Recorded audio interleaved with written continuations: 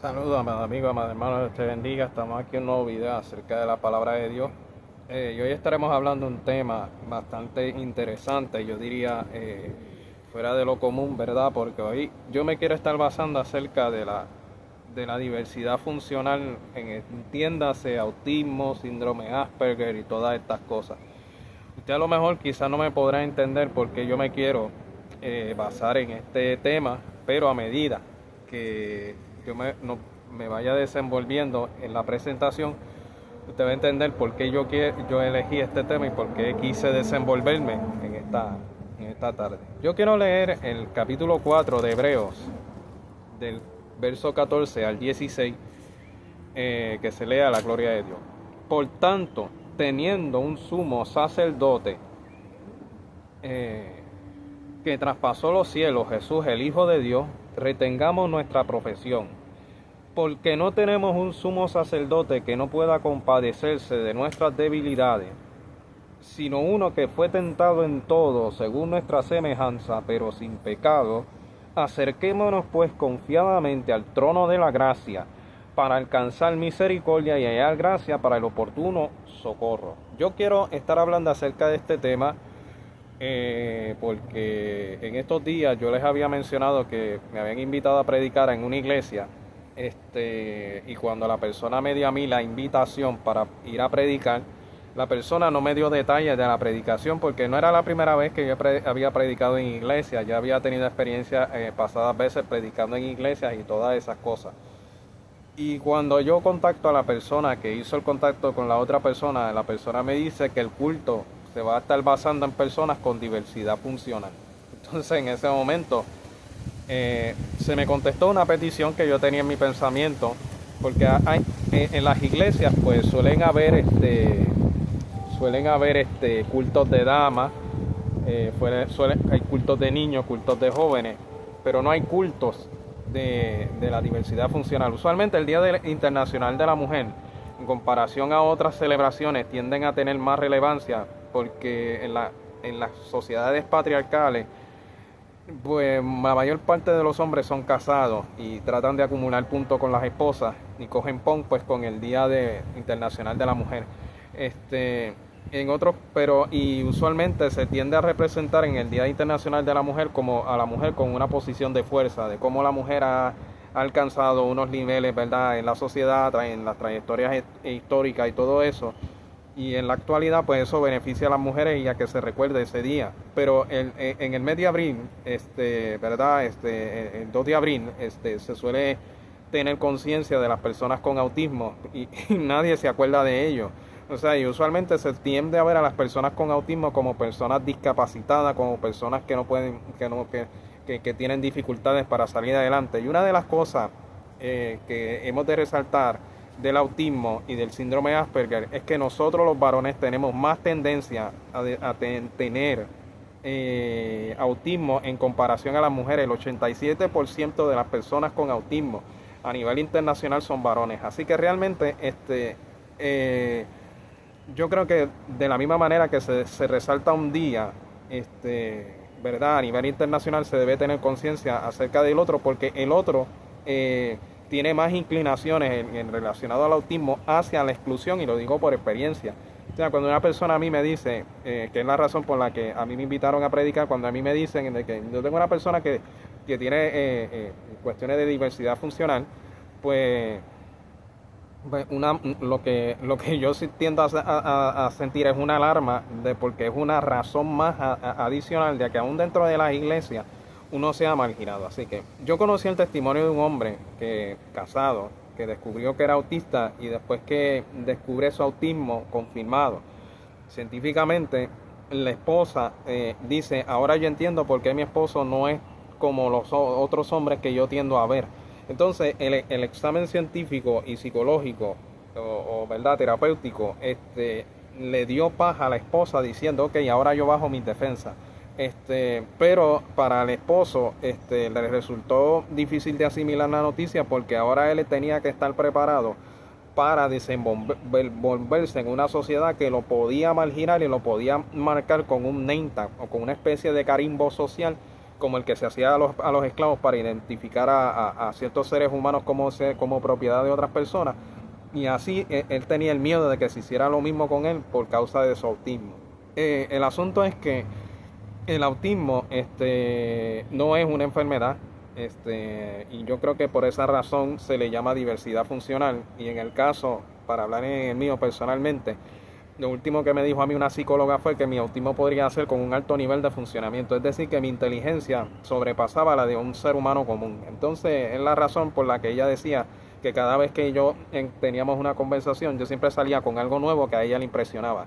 Actualmente yo, como les decía, todo lo que yo estoy haciendo relacionado es con Rusia, en cuanto a poesía, en cuanto a obras de teatro y todo lo demás. En cuanto a poesía, tengo ya un libro de más de 100 páginas de espiritualidad, usando como metáfora a Catalina la Grande, a Dios, ya situados en el manantial de Dios.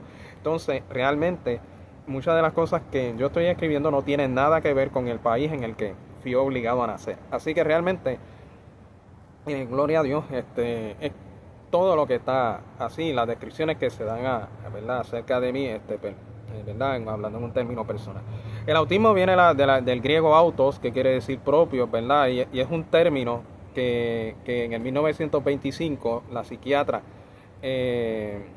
Grunia Zukareva, una psiquiatra soviética nacida en el Imperio Ruso, después, para hacer la historia corta y no envolvernos mucho en historia, nació en el Imperio Ruso, ¿verdad? No envolvernos mucho en historia, nació en el Imperio Ruso en el 1891 y, ¿verdad?, creció bajo la Unión Soviética luego de la Revolución Rusa en febrero y en octubre de 1917. Así que realmente en el 1900, ¿verdad?, después de la Revolución Rusa, en 1925 Ucrania pasa a ser una república soviética dentro de la Unión Soviética, valga la redundancia, y ella descubre y establece por primera vez en el 1925 el asunto del desarrollo de la conducta del autismo. En el 1925 esta psiquiatra lo establece. Luego después está el síndrome Asperger, que se le llama Asperger por un psiquiatra también llamado Hans Asperger, que descubrió ciertas facultades.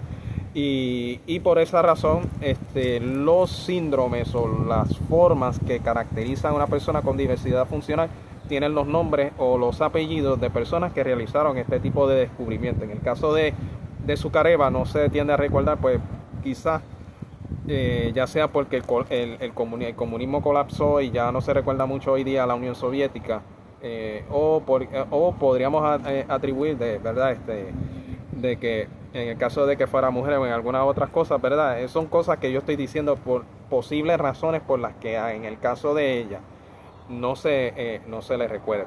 Pero el asunto es que ella es quien descubre el asunto de la diversidad funcional en el 1925, y luego Asperger para la década ya de los principios del 30 en Alemania. Es decir, que Asperger vio el advenimiento del Tercer Reich, pero eso es un tema de historia que, como vuelvo a decir, de que no me voy a extender en eso. Así que realmente así es como se descubre a principios del siglo XX el desarrollo del autismo. Pero el autismo siempre ha existido. Estas son conductas humanas que siempre han existido. Lo que pasa es que no se habían descubierto. Por ejemplo, en el caso en el país que fui obligado a nacer, hay un cuento de Juan Bobo, que se le llama Juan Bobo y es conocido en otros ¿verdad?, lugares del mundo hispano. Y entonces Juan Bobo, yo leí en una referencia que Juan Bobo tenía un problema, ¿verdad?, en su cerebro, y que por esa razón Juan, este personaje se desenvolvía de alguna manera diferente a otros niños, y la sociedad es muy experta siendo cruel. Le puso un nombre, le puso el Bobo, Juan Bobo, porque él no entiende lo que se le dice. Y Juan Bobo cuenta solamente con el amor de sus padres. Y hay un cuento de Juan Bobo que a mí me sorprendió, de que Juan Bobo se casa, ¿verdad?, con una jíbara o con una persona, ¿verdad?, del campo, y todo eso. Realmente todo esto había existido desde mucho antes, pero como no se habían descubierto, no se habían realizado los descubrimientos, ¿verdad?, psicológicos, terapéuticos, pues la gente trataba a estas personas con una crueldad muy, muy presente y con una especie con una crueldad muy presente y con una especie de marginación hacia, hacia ¿verdad? Con una especie de crueldad y marginación hacia estas personas que según ellos no eran personas normales. O sea, antes no se les trataba con humanidad porque mientras no hay concienciación social sobre algo, sobre un tipo de conducta, no se le trata con humanidad a esa persona. Y eso es una constante histórica que, que es muy visible a través de los descubrimientos científicos psicoterapéuticos que se han realizado a nivel del mundo. Así que hay una parte, hay un cuento risible, ¿verdad? Un poco risible para mí, de Juan Bobo con un maestro, ¿verdad? Que el maestro le dice diga algunas cosas en inglés y entonces Juan Bobo las interpreta de una manera y entonces todos los niños se empiezan a reír, pero bueno, parte de verdad dentro del tema y todas esas cosas. Pero el asunto es que de aquí viene el autismo, ¿verdad? Y si usted se pregunta, bueno, pero entonces, ¿por qué has leído el caso del libro de Hebreos que tiene que ver esto con el autismo? Porque cuando fui a examinar la Biblia, para ver si uno encuentra un personaje con este tipo de características, pues no encontré a ninguno. O sea, todos los personajes estaban en su sano juicio. O sea, no hay, lo que hay son casos de personas con problemas mentales que Jesús sana, pero como acabamos de decir y como la psicología establece, esto no se trata de una enfermedad. Mayormente hay otros tipos de autismo, no todos los niveles de autismo. El más conocido es el que la gente cree que la persona no se puede, no tiene capacidades analíticas, verdad, funcionales. Pero eso es un tipo de autismo, pero no es el único de autismo. Hay varios tipos de autismo y el que, en mi caso, como dijo la psicóloga, pues es un tipo de autismo que no es muy conocido en la actualidad. Así que realmente yo, pues leí esto, me vino a la mente esto mientras meditaba en esto, porque aquí dice que Jesús, el Hijo de Dios, es mi sumo sacerdote.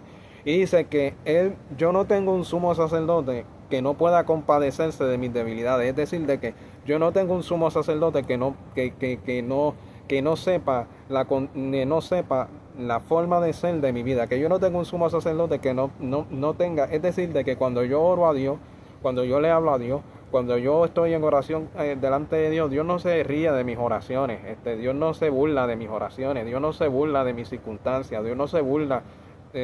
Dios nunca, en el momento en el que me han cedido a mí una oportunidad, ni haciendo esto, o en el predicar o en lo que sea que yo vaya a hacer, yo incluyo a Dios en todo. Aún en la poesía yo incluyo a Dios, en la historia yo incluyo a Dios, en la teología tiene que ver con Dios, en la filosofía incluyo a Dios, en todo yo incluyo a Dios, porque Dios es la persona que más me ama y que más me valora. Y Dios nunca se va a burlar de cualquier cosa así, que yo haga para Él o en beneficio propio, en cuestión de metas terrenales acá abajo. O sea, Dios no se va a burlar de mí ni me va a decir que tú no puedes. Dios nunca me va a decir a mí de que tú estás así, en esa condición. Dios nunca me ha puesto a mí límites para yo poder hacer algo. Y entonces ese es el sumo sacerdote que yo tengo en los cielos. Dice que yo me acerque confiadamente al trono de la gracia. En el trono de la gracia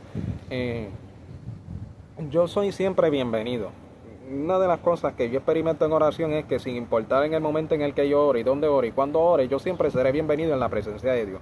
O sea, y Dios me recibe a través de por la obra que hizo Cristo por mí en la cruz del Calvario y estando ya en Cristo, habiendo nacido de nuevo, siendo hijo de Dios, mucho más, Dios me va a recibir con los brazos abiertos en el trono de la gracia. Y hay una razón por la cual se me invita a ir a la presencia de Dios. Para alcanzar misericordia. Aquí alcanzar misericordia no es un ay bendito, no es una pena de Dios, sino que cuando yo me acerco a Dios, aunque, verdad, toda persona con diversidad funcional puede acercarse a Dios y recibir amor entrañable. Eso quiere decir misericordia, que yo recibo el amor entrañable de Dios y alcanzar misericordia y hallar gracia, es decir, para oportuno socorro. Es decir, de que Dios está abierto para extendernos la mano cada vez que nosotros nos acerquemos. En el momento en el que nos acerquemos a Dios, en el momento en el que nosotros queramos acercarnos a Dios, Dios siempre está dispuesto a recibirme con los brazos abiertos. Así que realmente Dios está deseoso de mostrarme a mí amor entrañable y toda persona con diversidad funcional puede recibir eso, como yo lo recibo. Así que realmente para hablar un poquito de las leyes, ¿verdad? En Estados Unidos las personas con diversidad funcional tienden a ser más protegidas.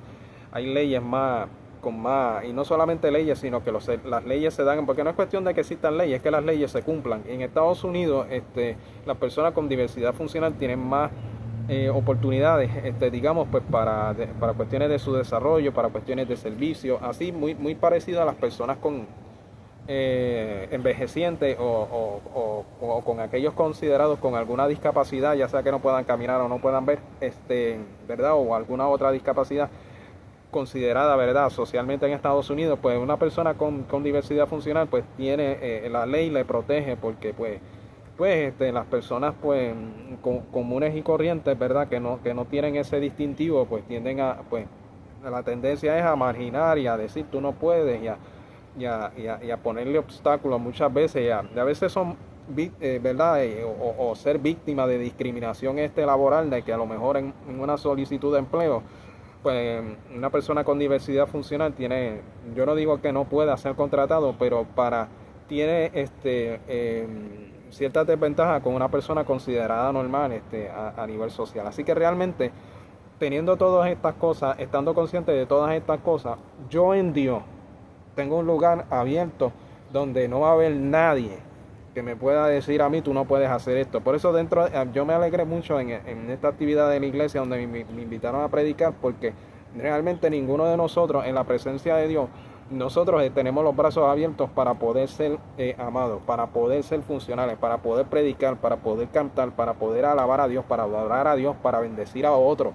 Que nosotros también podemos ser personas de bendición, y que cada palabra, cada cosa que a nosotros hagamos para Dios dentro de una congregación se nos tome en serio. No se nos tome como que en juego, como que estamos aquí pasando el tiempo, porque tanto en un culto de niños como en un culto de diversidad funcional, todas las personas merecen ser tomadas en serio. Que todo lo que se haga en una iglesia, dentro de una congregación, eso se valore. Así que realmente Cristo es mi sumo sacerdote, Cristo es mi mejor amigo, Cristo es mi Padre eterno, Cristo es mi hogar, mi dulce hogar. En Cristo yo hallo plena certidumbre de fe y un hogar abierto donde Dios me recibe y me oye con toda seriedad. Yo no soy una persona, ¿verdad?, que Dios hace acepción de personas. Así que realmente eso para mí vale mucho, porque Cristo murió por mí, y si Cristo murió por mí, me dio grande salvación y un reino en los cielos, y me sentó en lugares celestiales con Él, fue porque mi vida y mi alma a Él le importó y le sigue importando. Así que, amado hermano, amado amigo, Dios te bendiga. Yo espero que este video te sea de bendición. Queda decirle que el 2025 ha sido un año muy bendecido, me han pasado muchas cosas buenas, he recibido muchas cosas buenas, pero ayer me informaron que tanto mi abuelo falleció y mi papá falleció. Yo me estoy preparando, ¿verdad?, para la muerte. Digo, yo no quiero que se muera. Yo espero que viva muchos años más mi mamá. Pero yo escuché de una persona decir que cuando la madre de uno se muere, ya lo demás como que no importa. Yo no he vivido eso.